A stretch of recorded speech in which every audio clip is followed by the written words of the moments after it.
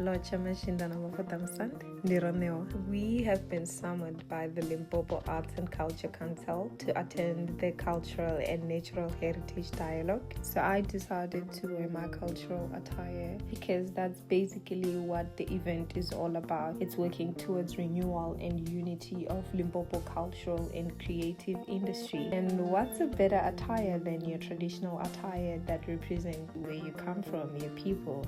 I mean, even though it's not a full vendor traditional attire, but it is something that says, hi, I am Muvenda Muvikana Ive. Ivela Vivamvinda Sara. Ah!